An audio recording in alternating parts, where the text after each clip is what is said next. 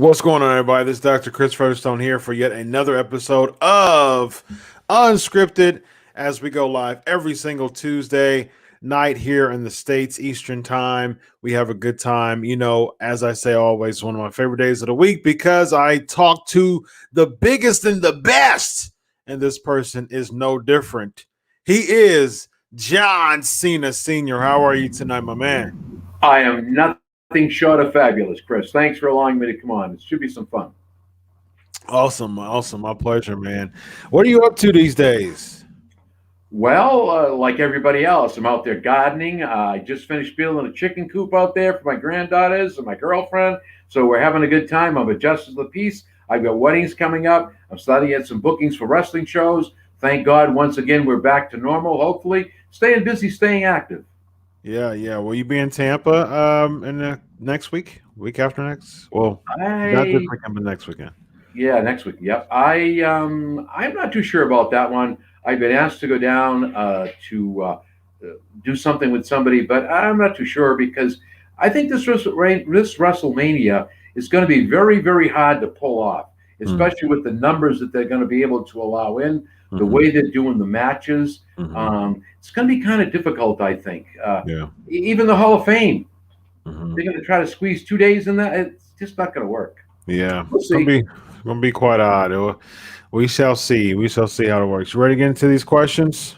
I'm ready. If you got them, I'm ready. Of course, absolutely. Guillermo's asking, weren't you scared of having to face Orton, and how that idea was born? It was back in 2007, Raw, September 2007, right?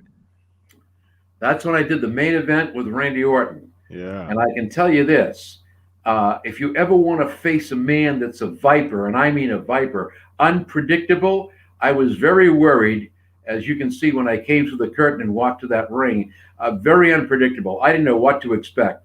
I guess I already saw what I felt. Yeah. It was pretty tough to watch, actually. So, you're talking about the match, or you're talking about the kick in the head?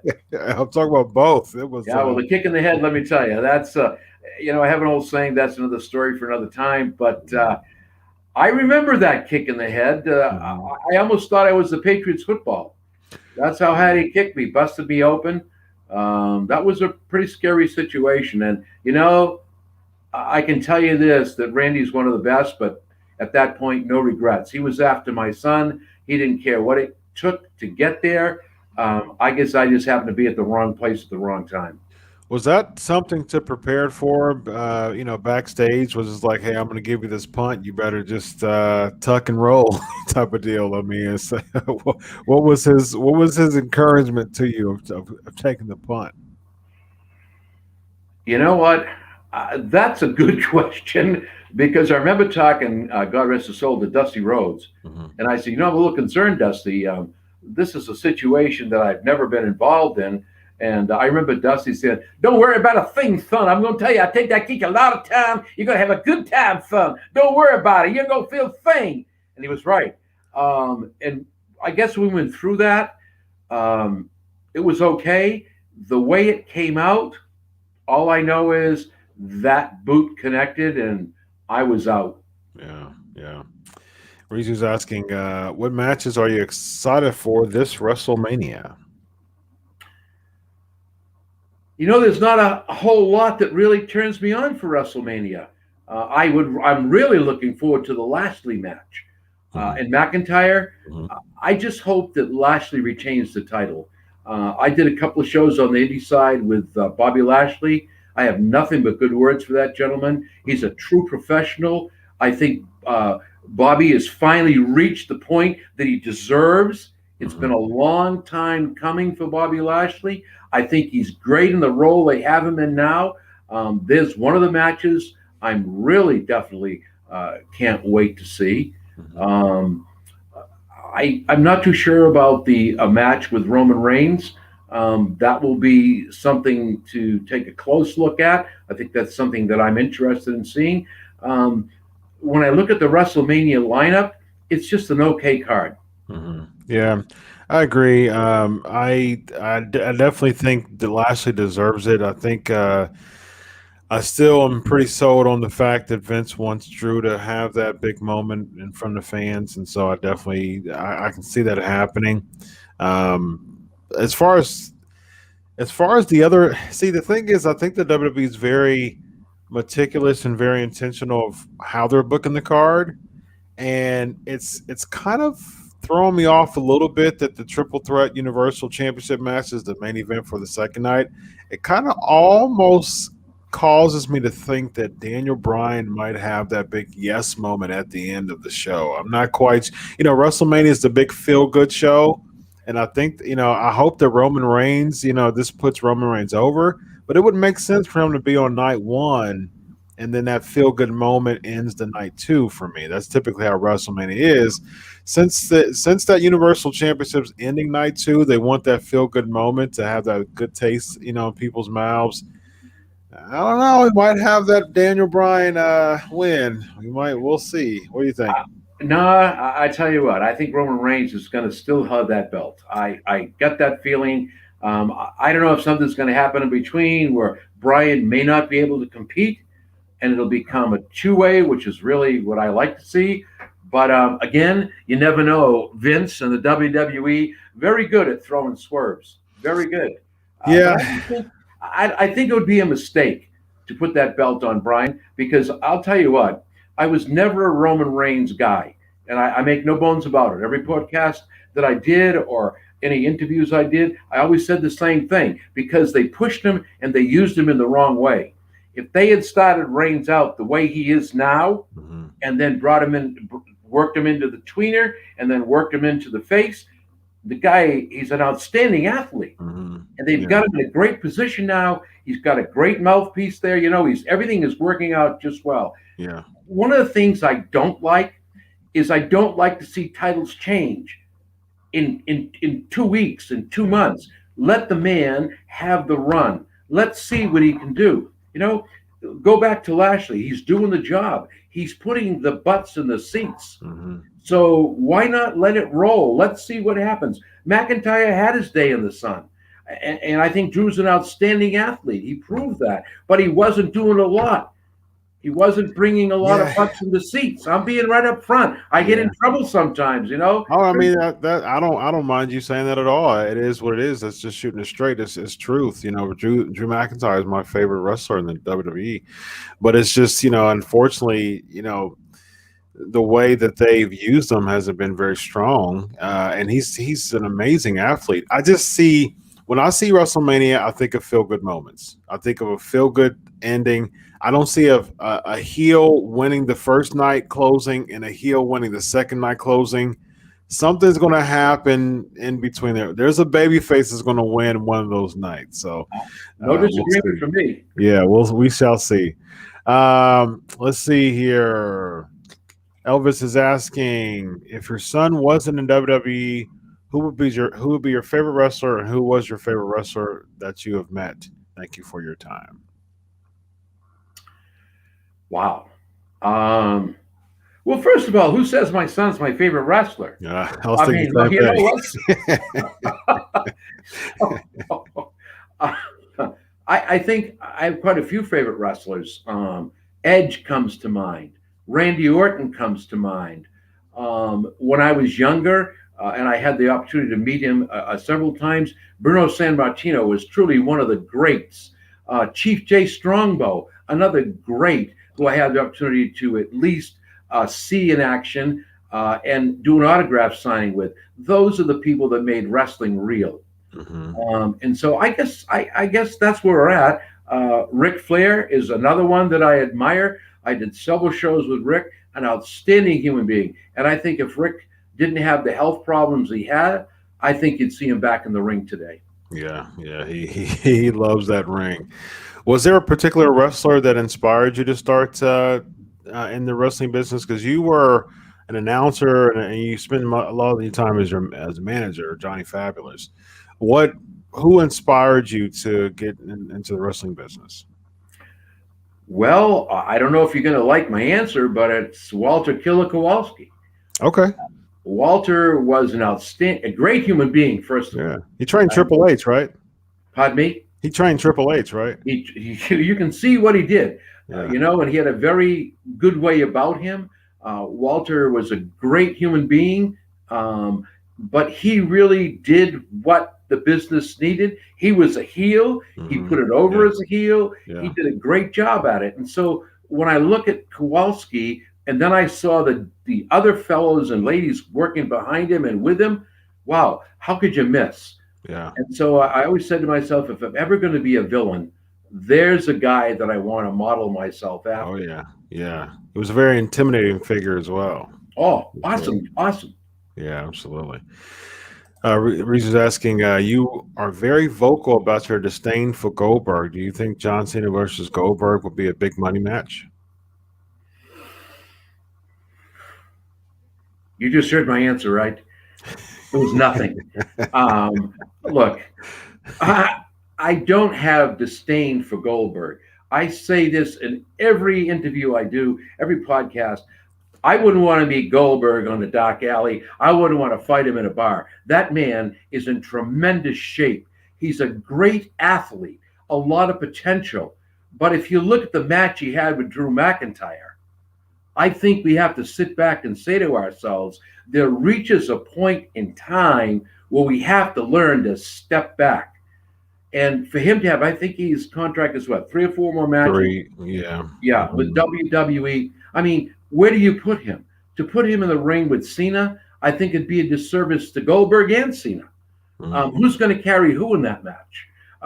You know, he's still got that look. He's got that Goldberg fear. But when I watched the match with him and McIntyre for the Rumble, I was disappointed. I expected more. If you saw when he brought him up and they came down, McIntyre, I thought he was going to break his neck. So Yeah. he can't go the way he used to go. Yeah. I tell you, I'd love to see Goldberg in a manager's position. Hmm.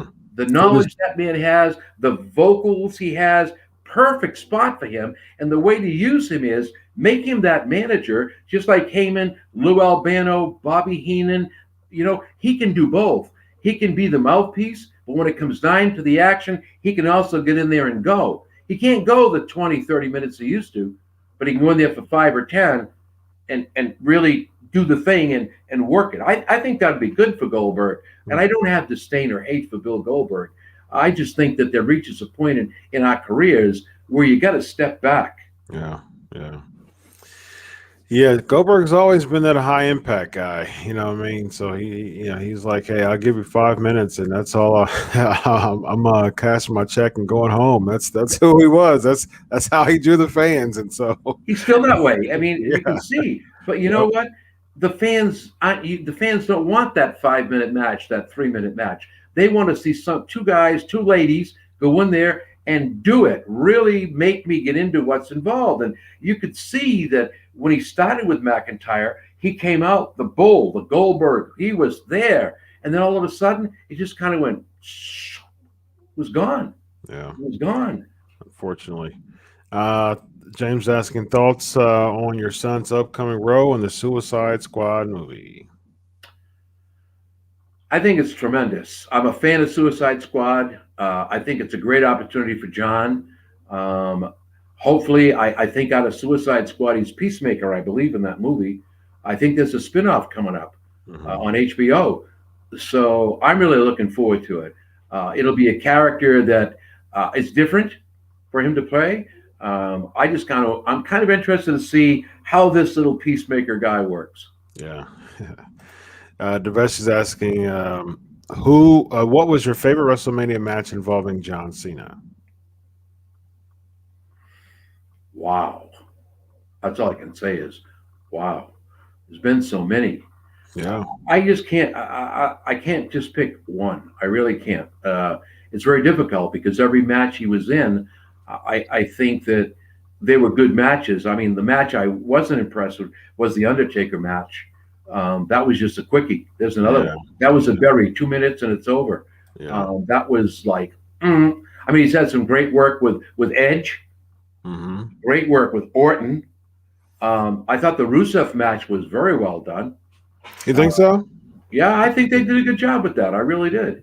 To pick one, very difficult. Surprised that as far as can recall, Orton and Edge are two of his biggest rivalries. As far as I can recall, he did not go against either one of them at Mania. Never, Very interesting. never. I And would say probably my favorite Cena Mania match was against Michaels. Shawn Michaels, I think that's that was probably a good my favorite. match. That Yeah, was outstanding. yeah, Yep. that was probably my favorite one. So, let's see here. When your son is inducted to Hall of Fame, who should induct him and why? You know, maybe it's going to be soon. Maybe it's going to be later. When he gets inducted into the Hall of Fame, who should induct him and why? I would probably think it might be Vince McMahon. That would be a good choice. The Rock might be another good choice. Or JFab. That's right. Absolutely. I think based on his kind of career portfolio, it'll probably be Orton. I would say because typically the biggest rival or the tag team partner or something like that is typically the one that inducts him, and I think probably it'll be Orton. I would say. Well, we could make a bet on that one. Hey, your family, so I'm not going to bet I don't know any more against than you you. do. I don't know what you do, Chris. All right, well, we shall see. Um, oh, interesting. Your opinion about the spinner version of the WWE title? Did you like that design? Absolutely. Um, I remember seeing the drawings and sketches for the USA Championship spinner belt, Hmm. and I'm proud to say that's one of one only. I have the original. That Nice. is quite a belt, that USA. And then when he did the heavyweight championship spinner belt, that belt was one of the most popular belts out there. I liked what I saw. The one thing I didn't like, I really went nuts every time I see that WWE logo going left, right, upside down. And Upside if you down. notice, they stopped that. Yeah. That was a good looking belt. It said champion, unlike the belt they have now. It's almost like what do I want to say? A Super Bowl ring. It just Hmm. doesn't ring champion. It's got all that pretty, studding and diamonds. I have that, but it's just Hmm. doesn't say that, champion word to me. It's got the big logo. Matter of fact, There I you have one go. here. How about There you go. that? There you go. It's snapped up. Yes, yes, It really says indeed. WWE, doesn't it? Yes, indeed. Yeah, it just it says world heavyweight champion on the bottom, but And small it's letters. very faint. Yeah, you can barely see it. Yeah. Yeah. Yeah, I like I always liked belts that had like the world on it. Like, like so like it was really like the big gold belt is my favorite belt. I have that down there too. But the Attitude Era one is my favorite. This is my all-time favorite is this one here. This is a pretty looking belt right here, man. I'm with you 100% on that one, Chris. Yeah. That says champion. That That's tells right. you champion. That's right. Yeah, it says champion. It's huge right here, champion. Where it belongs, and it looks like a belt, the It championship belt. does. It does, absolutely. Let's see. There's a really good questions here. I just saw one. This is why super chat matters, guys. I'm most likely going to be missing a lot here. We've got about 5 or 10 minutes here. Is there any truth to rumors stating that Brock had backstage issues with John Cena? Ablash is asking. I don't know that. I'm not privy to that. If there is, that's a surprise. I don't. I'm just. I can't answer your question because I don't know anything about it. All right. Howard is asking, what do you think of Edge's comeback? I have nothing but respect for Adam Copeland. I think Edge, as the R-rated superstar, did a hell of a job doing what he did, and he's doing it all over again because now he's the heel again. He's the guy that we're looking for. You can't predict what he's going to do. All I want to say is be careful what you're doing because of the past and the injuries that you had. Yeah. I think he's going to be an outstanding, surprising individual to come back, and who knows, maybe there's a champion that we haven't seen yet. Very interesting. I think Edge should be the person who pays it forward at this point. I think he's a legend. He's a Hall of Famer. He's been in the Hall of Fame for a long time. So yeah, very interesting. Well, what are your thoughts on that, real quick? Your thoughts of Hall of Famers coming back? We usually don't see that in other sports, but what do you think about Hall of Famers coming back for like part to full time schedules? Goldberg, Edge, Kurt Angle, they all came back and wrestled multiple matches after they were inducted into the Hall of Fame. Well, I can only say this, being what I do. Once you get it in your blood, it's pretty hard to get out. That's true. And so every time you have the opportunity to perform, you grab at it. It's just the way it is in this business. Mm-hmm. I think it's good. I think it says a lot to the young people. And I maintain the same thing I said all the time. When you have somebody like an Edge or a Goldberg or a Hulk Hogan, anybody coming back into the ring to work with you, you should use that encyclopedia to the best of your ability. Look at what you're buying. What they're going to give you, you can't get. Ring psychology, ring savvy, understanding the crowd, moves. I mean, how can you go wrong? I think it's a positive thing. I really do. Interesting.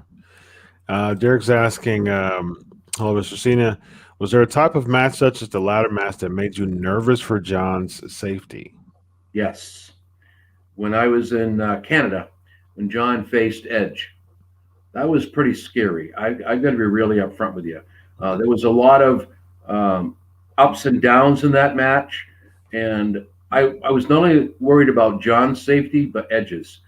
Edge's mom was right behind me, and when John brought him up on that ladder and was about to let him go, I don't know if you saw John's face, but it was like he shook his head, and then he gave him that "F-you" attitude adjustment now, and he went down through those tables and he was out. Yeah, I was really worried there. Both of them. That was a very tough match. It was.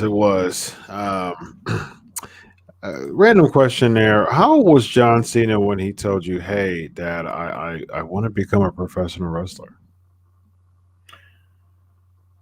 Well, first, John Cena never told me he wanted to become a professional wrestler. He didn't? John Cena has a degree in health, fitness, and nutrition. So a lot of self-drive. His motto of never quit, never give up. That's the real deal. There's no two ways about that.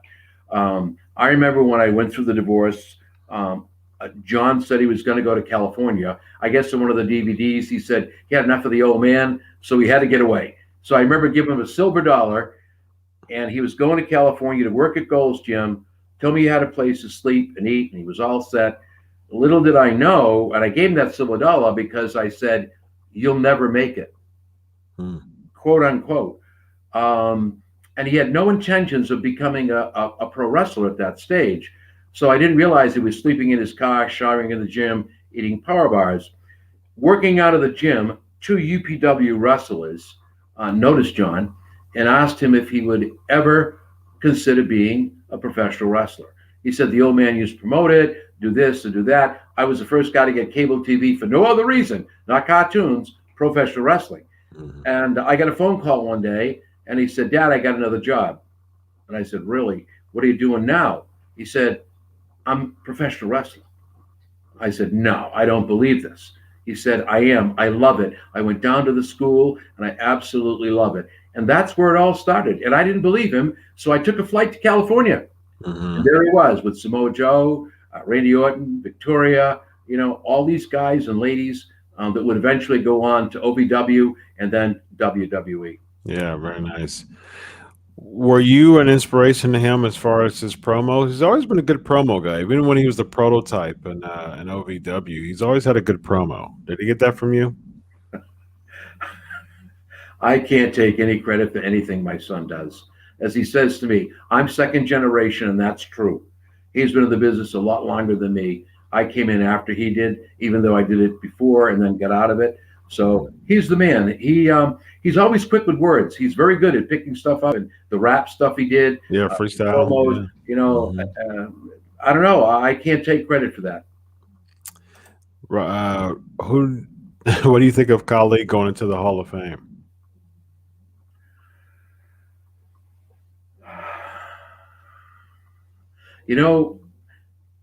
I'll probably get in trouble again. It seems to be getting very difficult to find people to get in the Hall of Fame. That's true. So I have to ask this to myself, and it's only me asking the question to me. Fans can disagree, and we can always disagree and still be friends. But the Hall of Fame says to me that you contributed above and beyond and deserve the recognition that we're giving you as one of those outstanding athletes in the world, in the one country. of the greatest of all time. There you go. Top elite. Yes. Nothing against Khali. Great human being. I had the opportunity to meet him a couple of times, but all I want to know is, I guess, why? Tell me why. That's all I want to know. Yeah. I will leave it at that as well. Let's see here. When do you think that your son John will hang it up and call it a career? I don't know. All I can tell you is this, and I'm going to reiterate his words so I don't get in trouble. The WWE is his family. He loves the WWE. He loves performing for the crowds. It's in his blood. I think that John Cena will always be connected with the WWE or professional wrestling in some form or manner, managing, backstage, NXT, whatever. He'll always be part of that business. I think you see already, and it's just me, less and less because of the other side that he's doing now. Doesn't mean he's finished. And I hope nobody believes he's finished, because my prediction, only my prediction, I have not spoken to him. He will be back. But will he be back on that full-time? When he was younger, and I used to drive him around when he came home, 325 days a year on the road. That's on the road. That's not doing broadcasts or podcasts or working with people and reaching out to the, Make-A-Wish or whatever. So I don't know the answer to that. I really don't. Benjamin's asking, did you guys choreograph that Edge when he slapped you? Well, the answer to that is probably yes. They didn't know what to do for the finish. So I said, how about this? Why don't you say, okay, Mr. Cena, don't call the police. We're going to leave. And then and then turn around and slap me, and I'll go down. I can only tell you this. If you heard Bruce Pritchard, another good friend of mine, Vince McMahon thought that was the worst thing in the world. Really? However, you notice how much mileage they get out of that slap? Yeah. Cena's down, Cena's down, Cena's down. And they just kept putting it on, and it always shows up. I don't care where it is. That slap has become, quote unquote, a Hall of Fame slap. Yeah. Bang, Cena's down. And it worked out well. It was fun.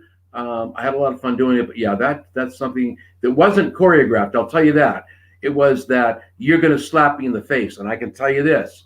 When he turned around and slapped me in the face, no choreography there, man. I took it. Mm-hmm. Good for you. Dave was asking John. WWE creative has been stale recently. How can you turn around and get Vince to listen?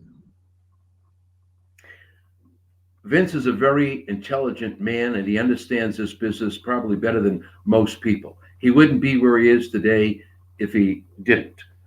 I think the way to turn this business around is the writers, many of the writers in WWE don't understand professional wrestling. So you need people who understand professional wrestling. One. Two, you need storylines that don't end in 2 weeks. Right. You need storylines that go on and on and on. And that's why Bobby Lashley needs to keep that belt. That's why Daniel Bryan can't walk out a champion, because they're worth more chasing the belt than they are wearing the strap. I'd say that about John. Chasing that strap makes you better than having the strap. So better storylines. I think Vince listens to everybody. It's just, remember, he does make the final decisions, but at the same time, I think that they've kind of lost track of what professional wrestling is all about. It's Darth Vader against Han Solo. And those stories somehow end abruptly. And I'll give you a good example. I thought Braun Strowman was the biggest thing to come down the pike. They built him into the biggest, toughest, meanest giant in the world, and they squashed him. Yeah. He's gone. Why? Because the writers didn't know what to do with him.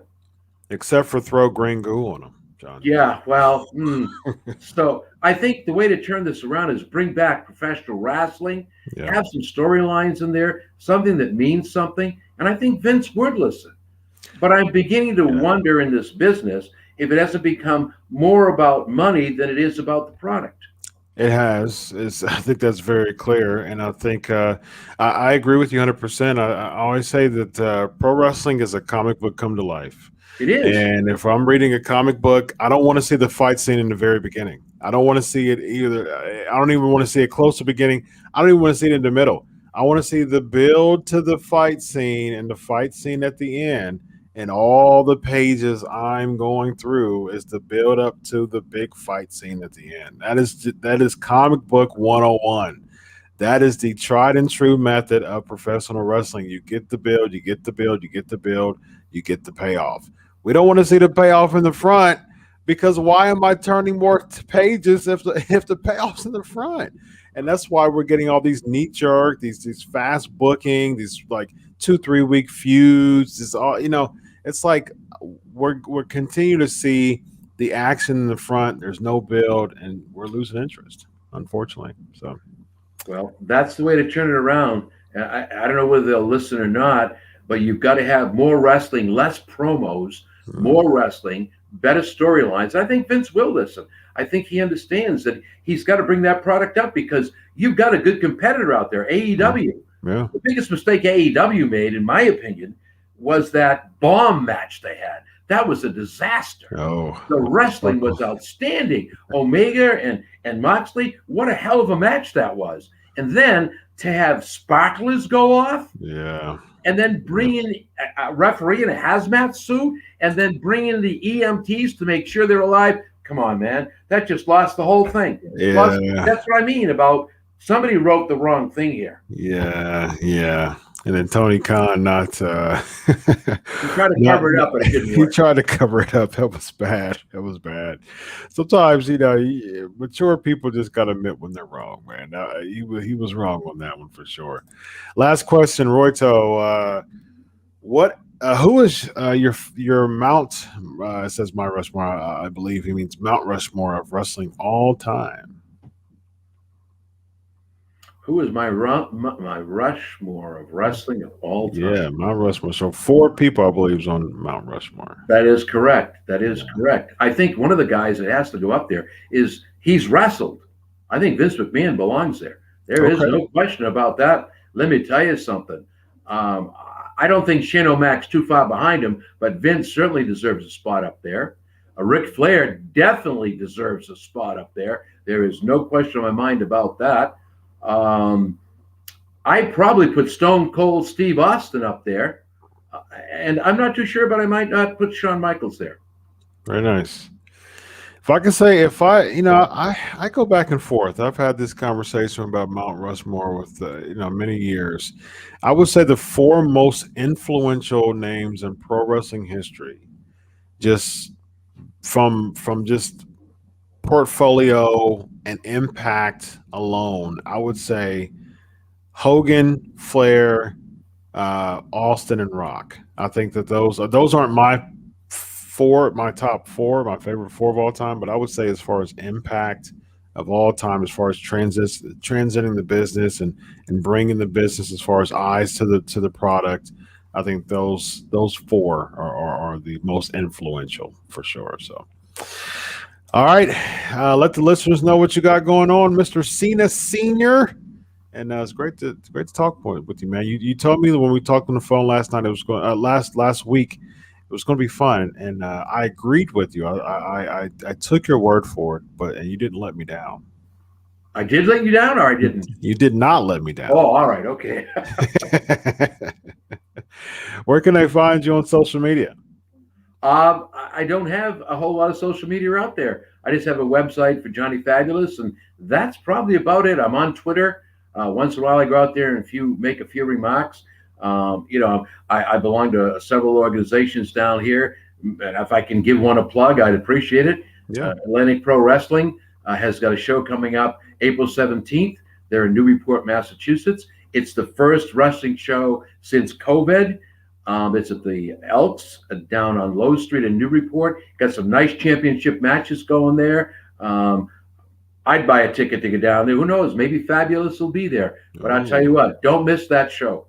Nice. Is that do you have a Facebook page somewhere? The Atlantic Pro Wrestling has a Facebook page. Yes, they do. I say go out there and take a peek.